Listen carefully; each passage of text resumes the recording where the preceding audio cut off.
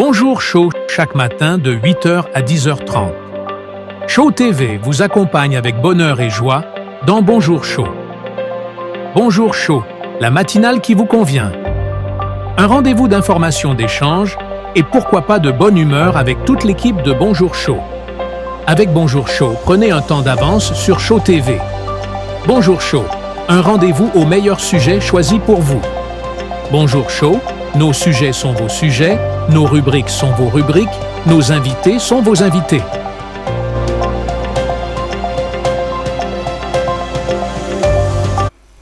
Très aimé de vous retrouver sur nos antennes de Show Télévision. Bienvenue à votre tranche d'animation. Bonjour Show, une tranche qui rime plutôt avec la bonne humeur de ce matin.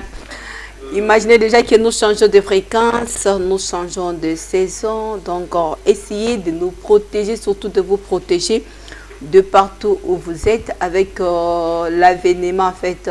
Quand nous changeons au moins la saison, il y a aussi des grippes qui arrivent, il y a aussi des épidémies qui nous croisent au moins en cours de route. Question juste de bien veiller, surtout c'est surveiller face aux dangers et aux enjeux de l'heure de cette saison sèche qui vient juste de faire son entrée. Alors, je vous donne l'ossature de ce matin. Nous avons juste notre rubrique questions d'actualité. Après, on va parler aussi de la politique. La politique, ça nous intéresse tous, ça nous embrasse tous. Et on va en finir enfin avec notre page rose. Un moyen pour nous de souhaiter un heureux jour d'anniversaire à tous ceux-là qui fêtent leur anniversaire ce matin. Un moyen pour nous aussi de compatir avec ceux-là qui pleurent leurs autres chers. Comme étant Madame Nada, Yagelorbo, là ce sont juste nos deux frères et confrères et consoeurs qui sont juste endeuillés. Donc, on va y répondre avec plus de détails pour compatir avec vous. En attendant, je vais d'abord du côté de la régie. Un petit verre d'eau avec Papa Aimé Bidoya me servira juste de recevoir le tout premier invité de cette tranche d'animation. Bonjour Show.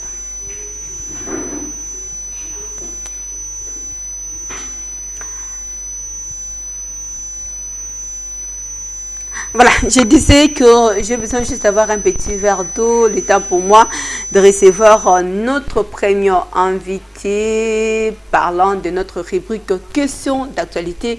Personne ignore juste la montée de la tension ces derniers temps à ce qui concerne moi la révision de la Constitution en République démocratique du Congo. Nous sommes censés de pouvoir connaître en fait les enjeux politiques, les enjeux économiques, faire aussi la répartition, pourquoi pas en découvrir aussi le danger qui se cache juste au-delà du rideau. Alors, quitte à vous de pouvoir découvrir l'invité de cette tranche d'animation. Bonjour Show, partant de notre rubrique questions d'actualité.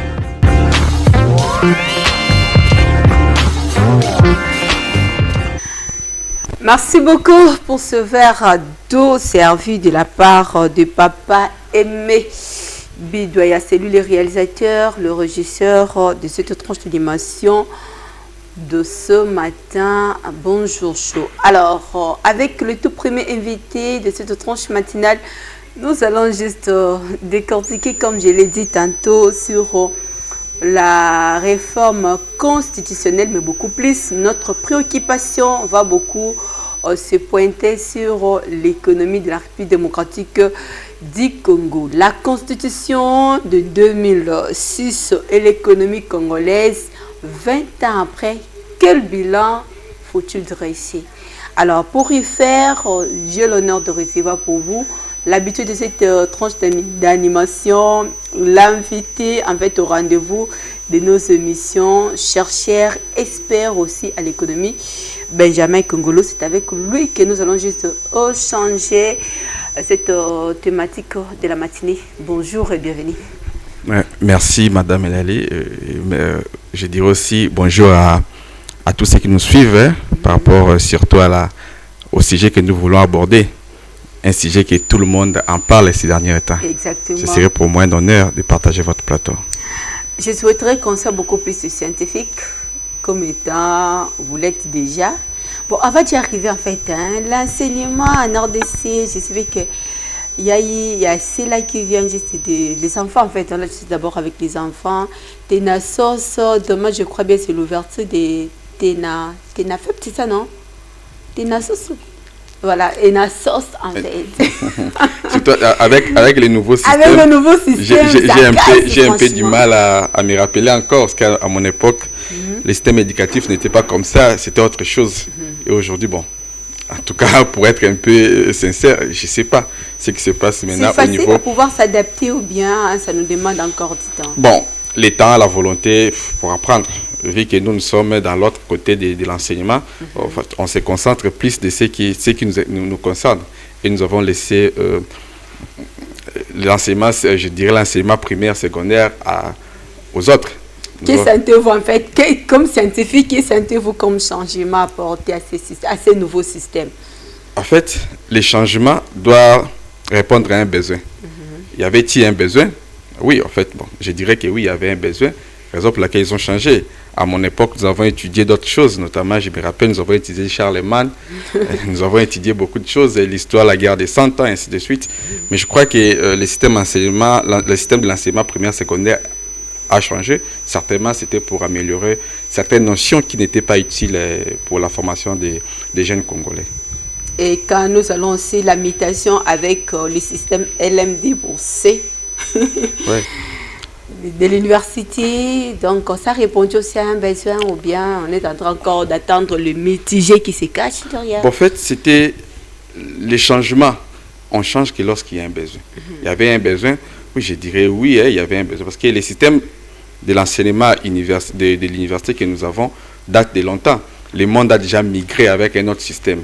Nous ne pouvons pas rester toujours avec l'ancien système en train de vouloir manigancer, faire je ne sais pas quoi, mais si les systèmes éducatifs ne développent pas les pays, ça ne sert à rien.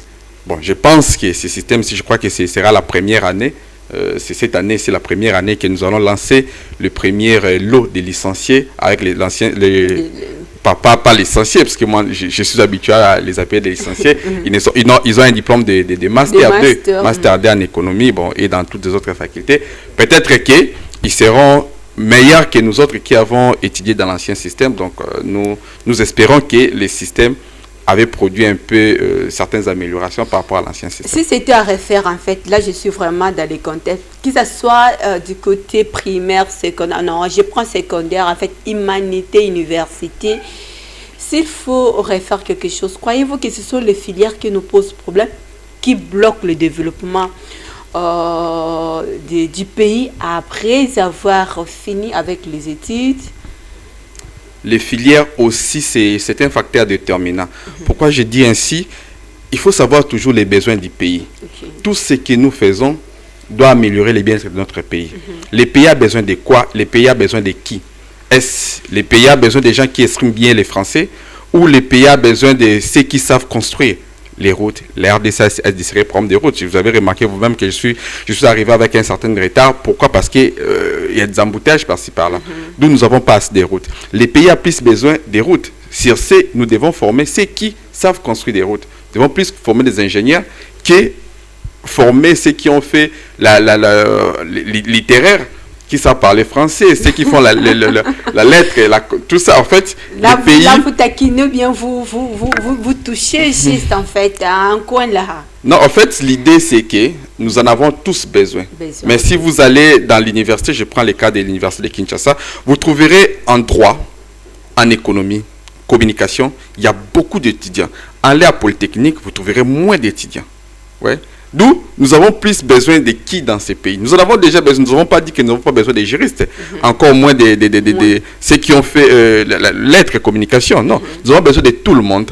Mais à un certain moment, nous avons besoin, je dirais, des ingénieurs qui est des autres personnes là, ouais, et nous aideront plus à construire des belles maisons, des routes, ainsi de suite. Donc, si c'était à refaire, c'est dans cet angle que nous sommes censés au moins de pouvoir revoir encore les systèmes éducatifs. Effectivement, parce que là, moi, je trouve que l'erreur aussi est venue au niveau de l'école secondaire et aussi des parents qui sont responsables.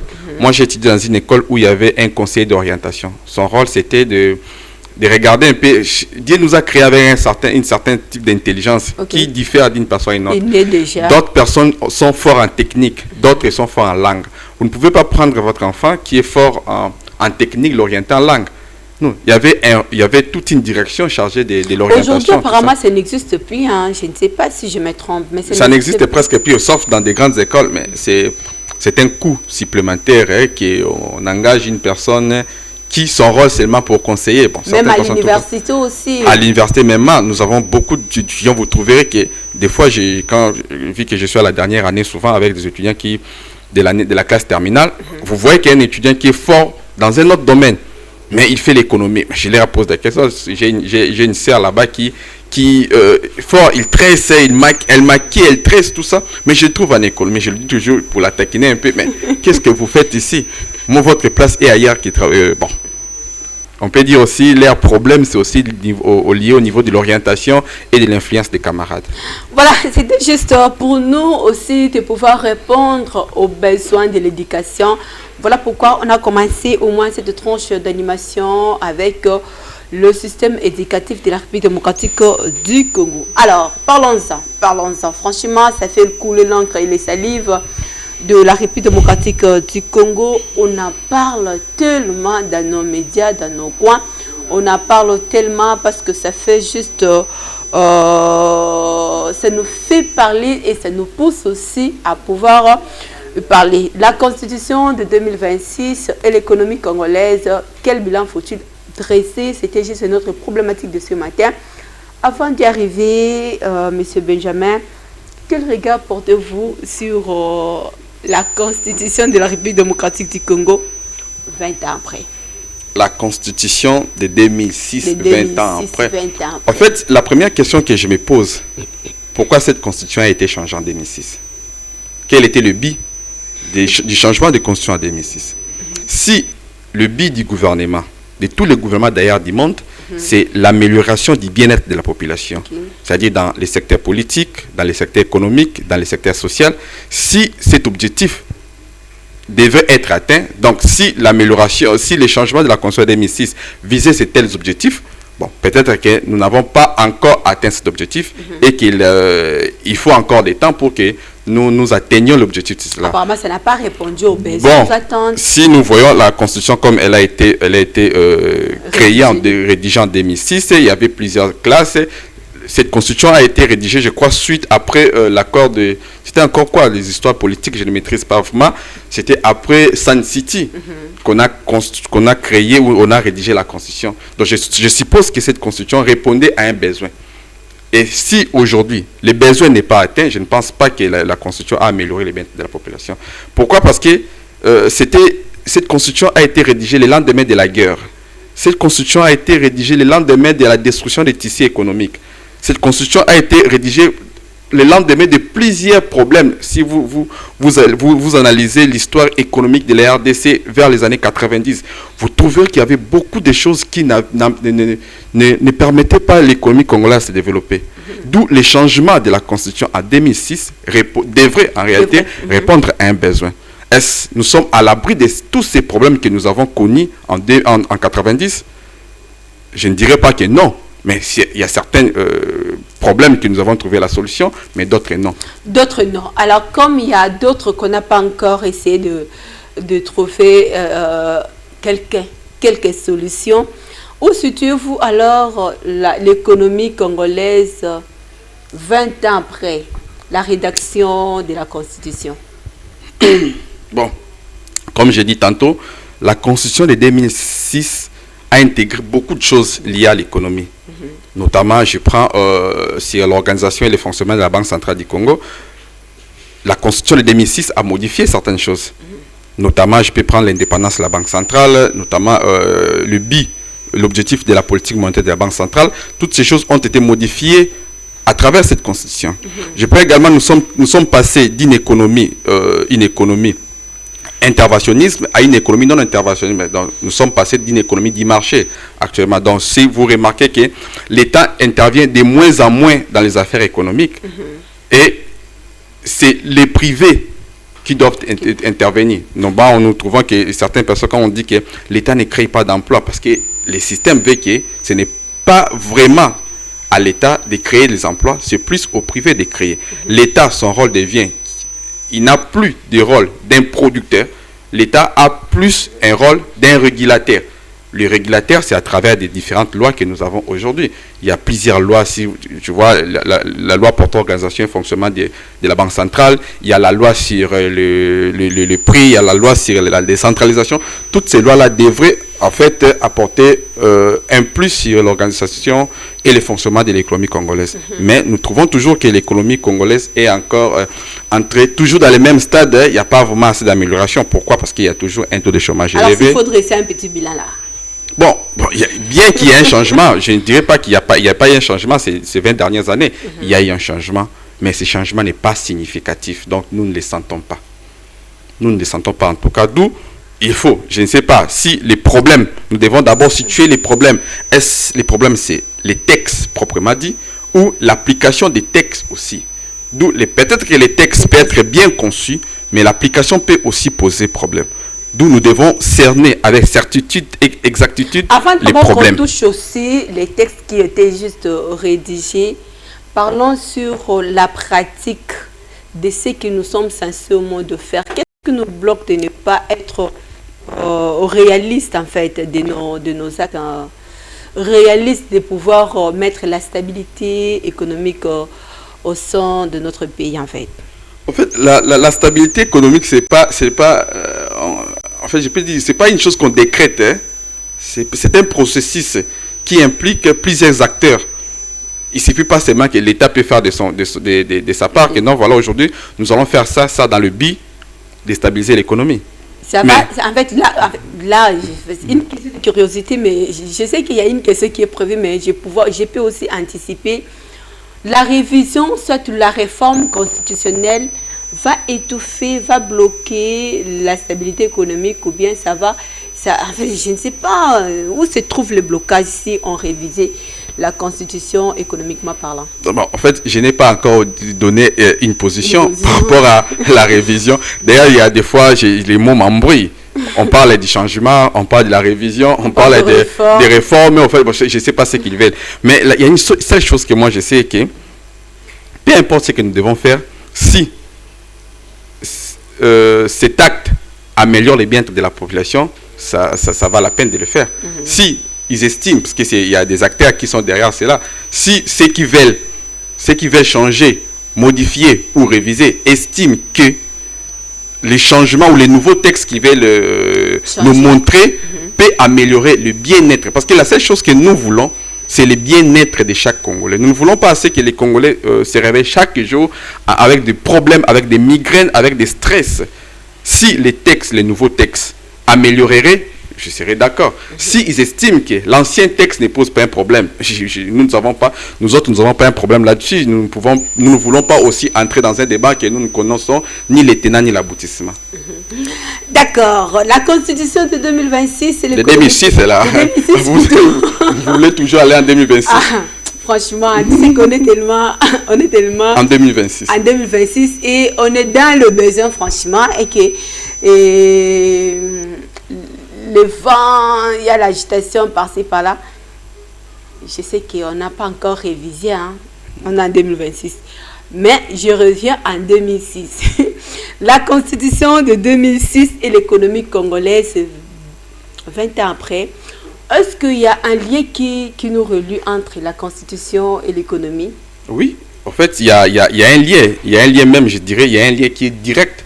Et il y a aussi un lien qui est indirect. Okay. D'ailleurs, plusieurs auteurs en ont parlé. Si je prends le cas de Douglas North, c'est un économiste qui a montré la relation entre les institutions formelles. Les institutions formelles, c'est exemple la Constitution, a un lien direct avec l'économie d'un pays. C'est que nous parlons généralement en économie, nous parlons de la qualité des institutions. Okay. La qualité des institutions a un impact considérable sur l'économie. Si nous n'avons pas des institutions de bonne qualité, quand on parle de ces institutions-là, formelles surtout, nous voyons la Constitution, les textes que nous avons.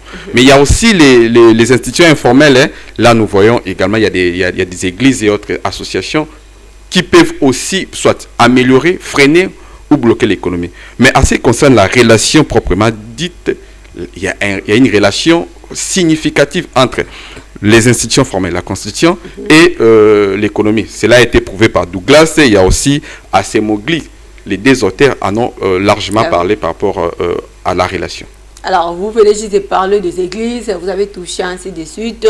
Maintenant, s'il faut nous démontrer, soit nous décrire les symbioses qui existent entre la démocratie politique et la stabilité économique, partant de ce que vous venez juste d'évoquer, tout en référant aussi aux réformes, en fait. On ne peut pas mettre ça juste à côté aux réformes constitutionnelles que nous cherchons en 2026.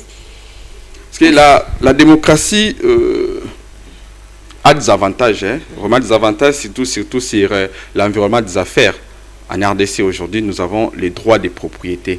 L'État ne peut pas, la démocratie nous garantit que l'État ne peut pas venir qu'avec moi j'ai une entreprise de production, l'État ne peut pas, sauf dans les cas d'inutilité, hein, venir, non, toi tu ne peux pas fonctionner, ou une certaine discrimination par rapport à ce que je suis, qui je suis, ce que je fais. Non, d'où la démocratie peut aussi avoir cet impact-là dans les affaires. Donc aujourd'hui, nous avons l'initiative privée est tellement louée par la Constitution. D'ailleurs, ce que je l'ai dit tantôt, l'économie du marché. L'économie du marché vise surtout l'initiative privée. Donc aujourd'hui, le système veut que la Constitution que nous avons veut que nous ayons plus d'entreprises privées que les entreprises publiques. Actuellement, nous voulons plus que c'est l'État c'est les privés qui augmentent la croissance économique que l'État. La seule chose que l'État peut faire aujourd'hui, c'est avoir des textes qui protègent chaque citoyen congolais dans ces affaires-là. Donc la démocratie que nous avons a un effet positif sur la stabilité économique de chaque pays, de notre pays, je dirais. Alors, s'il faut faire la part, alors, la particularité de la stabilité économique. En fait, la stabilité économique, je vois qu'il y a certaines décisions que l'État peut prendre qui peut avoir un effet négatif ou positif sur l'économie. En fait, la démocratie, comme on dit, la démocratie, c'est chaque Congolais a droit de parler. Vous pouvez aussi, nous passons à la télé pour dire, ou un député peut dire à l'État que non, il y a certaines dépenses que vous engagez risquent de déstabiliser l'économie de chaque pays. Mais je vous dis aussi tantôt que certaines situations que nous traversons dans ces pays, c'est suite au mauvais choix de certaines décisions des politiques. L'État peut prendre certaines mauvaises décisions et cela aura un effet négatif dans la déstabilisation de l'économie de l'État congolais. Donc, nous devons vraiment faire la part des choses entre ces deux choses-là. Voilà, on ne peut pas parler au moins de la Constitution de 2006, tout à fait ça aussi mention de l'économie de la République démocratique du Congo, sans pourtant dévoiler aussi les articles qui abordent en fait ces sujets. Comment orientez-vous, comment guidez-vous les téléspectateurs qui vous suivent?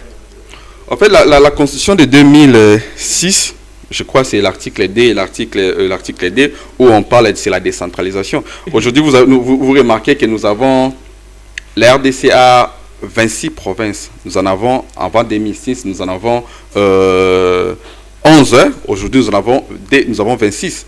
Donc, qui dit 26 provinces, dit 26 assemblées provinciales. Okay. Qui dit 26 assemblées provinciales, c'est-à-dire que chaque assemblée doit avoir un budget. Donc vous verrez que les dépenses de l'État se multiplient plus dans le fonctionnement de l'administration que dans l'amélioration de la croissance. La RDC, toutes choses restant égales par ailleurs, a un problème sérieux dans la mobilisation des recettes publiques. Nous n'en avons pas vraiment assez. Les Congos demandent beaucoup de moyens, mais nous n'en avons pas. Mais le pays que nous avons, comment nous l'utilisons? Nous utilisons cela à payer les fonctionnaires, à payer les députés, à payer toutes choses là. Donc déjà, le fait que nous parlons de la décentralisation avec le peu de moyens que nous avons poserait un problème. Nous avons également, nous parlons des bicaméralisme du Parlement. Nous avons 2 chambres. Quand bien même que c'est bien, ça renforce la représentativité. Mais en termes de coûts économiques, avons-nous déjà essayé de mesurer cela? Chaque député, nous en avons 500. Nous avons plus de 100 sénateurs et leurs bureaux qui travaillent. Tout ça a un coût supplémentaire sur le budget de l'État. Donc ce sont des choses que j'estime il faudrait bien attendre. Parce que nous n'avons pas assez de moyens pour, d'une part, développer l'économie et d'autre part, faire face aux différents engagements de l'État. Donc, vous préconisez aussi une réforme dans ces côtés-là? En tout cas, en fait, s'il faut voir dans la situation de la Constitution, c'est plus, il y a certains articles que je dirais personnellement qui freinent le développement. Mais je ne parlerai pas du changement parce que moi, j'ai un point de vue différent. Parce que si on veut aujourd'hui changer la Constitution, j'estime que plus de 50 articles reviendront. Plus de 50% d'articles reviendront. Il y a certains articles qu'on ne peut pas changer, notamment les articles liés aux droits de l'homme. On ne peut pas changer. D'où ça reviendra toujours. Donc, parlons au moins de la révision de quelques articles qui peuvent entraver le bon fonctionnement de l'économie. La Constitution de 2006 et l'économie congolaise, 20 ans après, s'il faut donner juste un message d'orientation, d'appel, de sensibilisation, que ce soit aux autorités, aux experts économiques, quelle serait votre orientation? Bon, bien que les politiciens nous font croire que la question liée au changement, modification, révision de la Constitution, ils ont les monopoles de les faire, mais je dirais que ce n'est pas ça. Tous nous avons au moins un point de vue, étant donné que nous sommes dans un pays qui est démocratique, nous avons un point de vue à donner là-dessus, sur la modification, le changement ou la révision. Mais ce que je peux dire par rapport à ces 3 choses, la révision, la modification, est que si ils estiment que les textes actuels freinent les développements de la RDC, ça vaut la peine de changer. Mais si c'est juste pour servir des intérêts des politiques, mais là, on risquera de tourner tout autour des ponts et à ne rien faire dans ces pays. Donc, tous les textes dans ces pays visent une chose, l'amélioration du bien-être de la population. S'ils estiment que les textes actuels entravent le bien-être de la population, bon, ils peuvent en faire ce qu'ils veulent. Mais s'ils estiment que changer, modifier ou réviser, c'est juste pour les intérêts égoïstes, je dirais, permettez les mots, des politiciens, nous n'allons pas aider les pays à se développer. Merci beaucoup. C'était juste un très bon matin avec l'expert Benjamin Kongolo. C'est avec un plaisir en fait de pouvoir commencer, surtout approfondir encore notre connaissance. Vous l'avez suivi avec beaucoup d'attention. De notre côté, nous vous disons merci. Je vous en prie, madame. Voilà, je veux juste du côté de la régie, un petit verre d'eau me servirait au moins de pouvoir laisser la place en fait à monsieur Benjamin de pouvoir nous quitter économiquement parlant pour toucher au moins les secteurs politiques. De toutes les façons, en fait, voilà, juste une page rose de temps pour nous aussi de souhaiter un heureux jour d'anniversaire à ceux-là qui fêtent leur anniversaire ce matin et surtout pourquoi ne pas penser aussi à notre bien-aimé fils Goshen qui fête son anniversaire ce matin.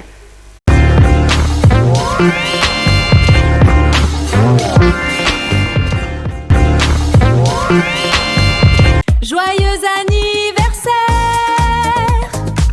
Goshen Katumba Samba, que l'excellence t'accompagne, partout tu iras, danse, chante et souris, que tes rêves grandissent aussi. Aujourd'hui nous te célébrons avec amour et admiration.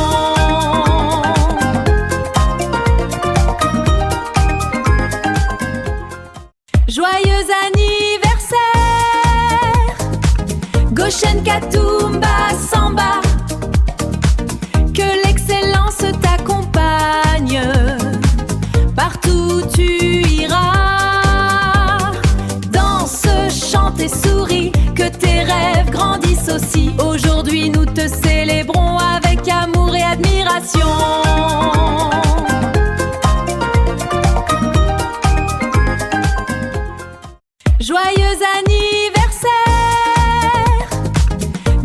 Katumba Samba, que l'excellence t'accompagne, partout tu iras.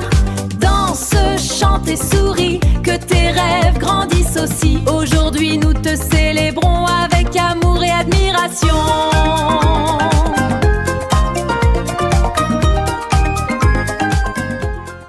Joyeux anniversaire, Goshen Katumba Samba, que l'excellence t'accompagne, partout tu iras. Danse, chante et souris, que tes rêves grandissent aussi. Aujourd'hui nous te célébrons avec amour et admiration.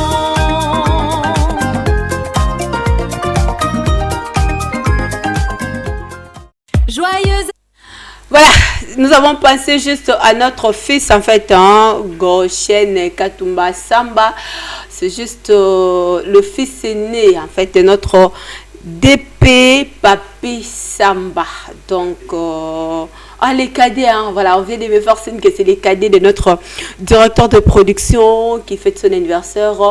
Ce matin, nous avons pensé à vous. Alors, le message de papa. Je vais lire le message de papa pour vous, cher fils Goshen. Demeure toujours excellent en tout et que ton travail, ton caractère, tes actions reflètent constamment l'excellence. Donc, c'est le message et les mots signés de votre père Papi Samba. Alors, nous compatisons aussi avec ceux-là qui pleurent. Là, je pense directement à Yagalor Bola. Vous avez remarqué son appel.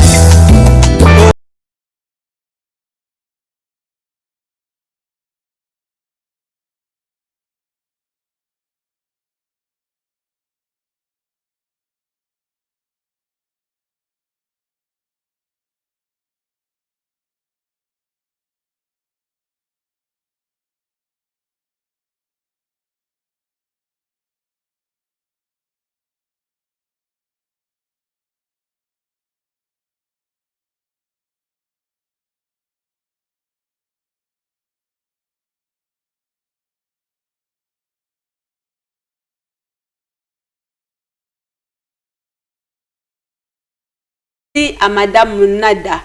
Madame Nada aussi qui est éprouvée, qui a perdu son beau-frère. C'est ça, non? Papa aimait Bidoya.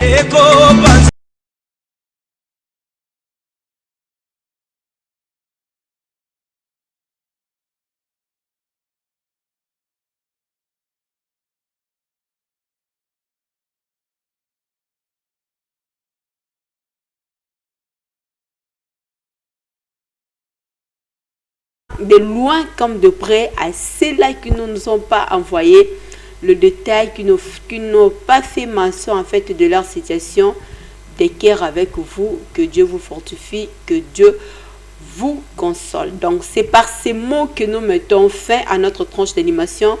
Retrouvez-nous demain à partir de 8h30 avec Madou Massengou à la présentation.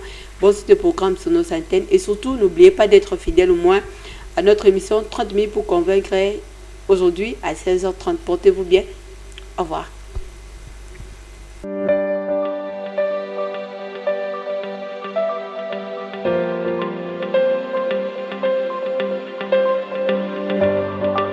Bonjour Show, chaque matin de 8h à 10h30. Show TV vous accompagne avec bonheur et joie dans Bonjour Show. Bonjour Show, la matinale qui vous convient. Un rendez-vous d'information, d'échange et pourquoi pas de bonne humeur avec toute l'équipe de Bonjour Show. Avec Bonjour Show, prenez un temps d'avance sur Show TV. Bonjour Show, un rendez-vous aux meilleurs sujets choisis pour vous.